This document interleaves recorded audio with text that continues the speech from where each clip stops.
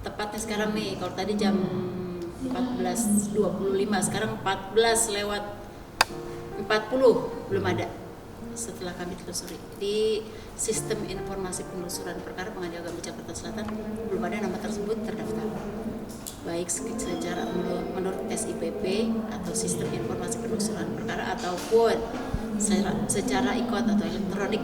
Yang jelas hingga saat ini tanggal sekarang nama tersebut belum atau tidak terdaftar di sistem informasi penelusuran perkara Pengadilan Agama Jakarta Selatan hingga jam sekarang.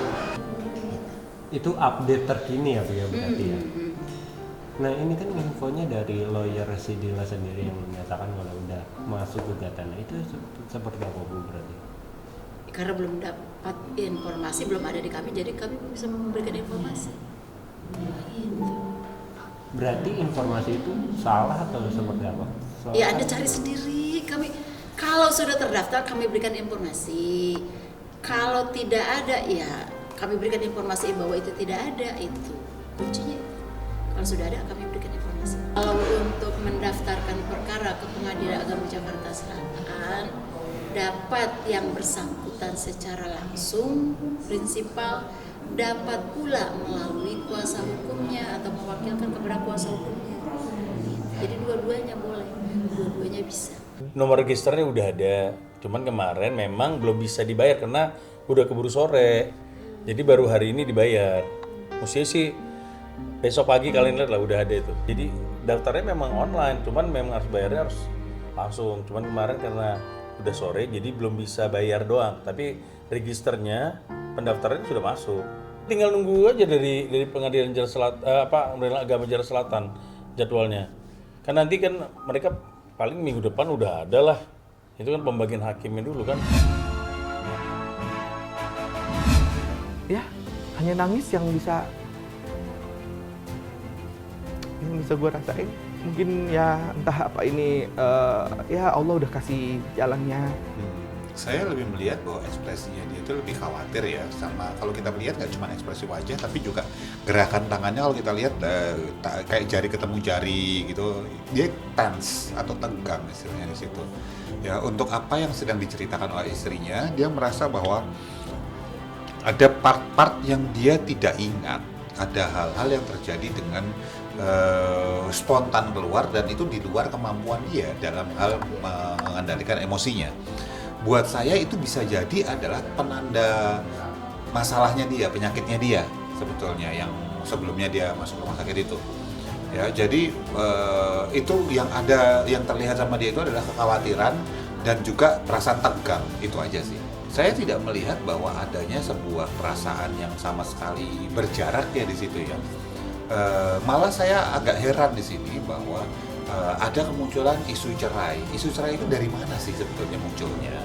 Karena kalau di acara tersebut, sekali lagi di acara tersebut, ada beberapa lah, saya nggak bisa bilang banyak, beberapa kondisi memang Indra tuh lebih nahan diri, memang lebih nggak loose gitu, nggak loosen, nggak lepas gitu. Tetapi saya tidak melihat bahwa ada sebuah tarikan kemarahan, tarikan nggak nyaman dengan istrinya gitu. Saya nggak melihat itu gitu. Jadi maksud saya, ini dari mana nih isu cerai ini? Tunggu dulu nih, datangnya dari mana nih? Apa yang terjadi ini? Bisa jadi masalah yang terjadi itu bukan masalah yang memang tanda petik kita ketahui bersama dan ada di acara tersebut, sehingga nggak kesentil gitu loh, nggak kepanggil, nggak ke-trigger. Ya, yang jelas di dalam acara tersebut mereka tidak terlihat ada sebuah jarak, ada sebuah ekspresi kemarahan gitu dari Indra, itu nggak muncul, nggak kelihatan. Saya melihat bahwa Indra itu adalah seseorang yang easy going ya, jadi dia nggak banyak terlalu mikirin apa yang terjadi, sudah terjadi atau sedang terjadi. Jadi buat saya lihat masih beberapa tarikan senyuman ketika dia ngobrol segala macam itu lepas-lepas aja. Jadi saya yakin bahwa semua orang yang mengalami masalah dalam rumah tangganya segala macam itu pasti megang sebuah kedukaan sendiri atau megang sebuah kesulitan sendiri. Tapi itu sangat jarang terlihat atau sulit terlihat ketika Indra lagi bercakap-cakap, bercengkrama dengan orang lain yang berhubungan dengan masalah lain. Jadi bahkan beberapa kondisi ketika itu dia menahan senyum. Jadi memang dia punya smiley face istilahnya itu. Smiley face itu apa? Wajah senyum gitu. Jadi diem pun dia senyum gitu istilahnya. Nah, ini yang nolong dia sehingga seolah-olah segala hal itu bisa dianggap bahwa ini ringan. Nah, jadi kalau orang lihat dia selalu happy, selalu ramah sama orang. Wajah yang cocok banget di bidang entertain sebetulnya. Ya walaupun saya yakin di dalamnya juga berantakan juga, tetapi kenapa kita nggak bisa baca atau sangat sulit untuk menangkap kondisi-kondisi ketika dia tanda petik lagi sedih, lagi mikir gitu. Karena dari orangnya sendiri nggak terlalu banyak mikirin dan itu diulang-ulang di kepalanya terus, itu nggak kayak gitu. Ya udah, ya sedang terjadi ya udah terjadilah yang lagi di sini dihadapin di sini. Kurang lebih konsepnya menurut saya cara berpikirnya seperti itu. Kalau kita bicara smiley face itu adalah orang yang diem aja kelihatan kayak senyum. Jadi tarikan garis bibirnya itu memang naik ke atas. Ya jadi kayak orang senyum kayak gini terus gitu. Padahal dia lagi susah pun dia senyum gitu. Kelihatannya buat kita. Buat dia enggak, dia kayak biasa. Cuman sekali lagi memang secara genetis dia dilahirkan tarikan bibirnya itu enggak datar. Naik ke atas gitu. Jadi kayak orang senyum terus, kayak joker lah istilahnya kayak gitu ya. Tetapi bukan. Tetapi ini adalah orang-orang yang memang secara natural terlahir memang secara genetik kayak gitu. Ya buat saya bahwa semua orang berhak untuk ngerasain apapun ya tanpa harus ditutupin, walaupun juga tidak harus diumbar juga. Bahwa yang namanya sedih, marah, takut, bingung gitu, itu bukan sesuatu yang salah, bukan emosi negatif. Emosi itu nggak ada negatif positif. Yang negatif positif itu adalah keputusan, kelakuan, tindakan yang kita buat berdasarkan sebuah emosi. Ada orang marah, terus kemudian karena marah dia mukulin orang, buak, nendangin orang sampai koma gitu. Itu negatif.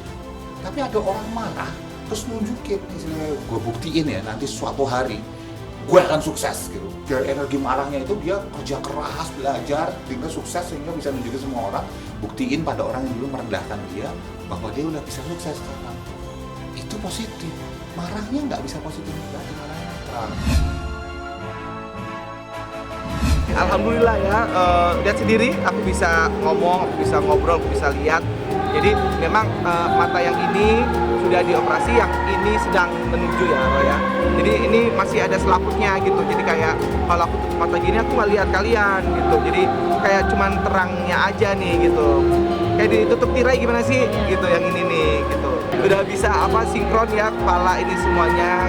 Ada medis, ada infus juga gitu. Jadi ya mohon doanya semoga bisa kembali menghibur lagi. Ya mungkin ini waktunya untuk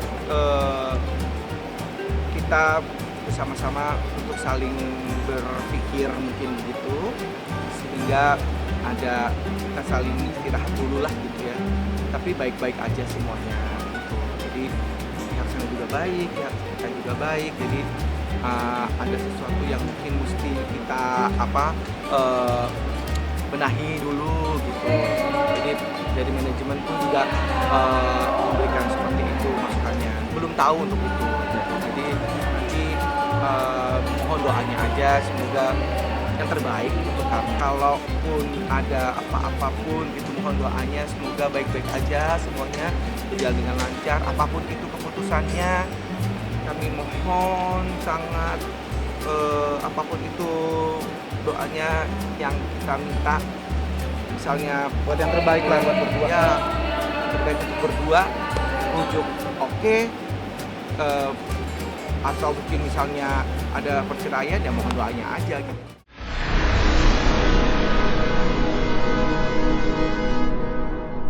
Jadi jangan lupa untuk subscribe Cumi Cumi. Ditekan ya tombol lonceng merahnya.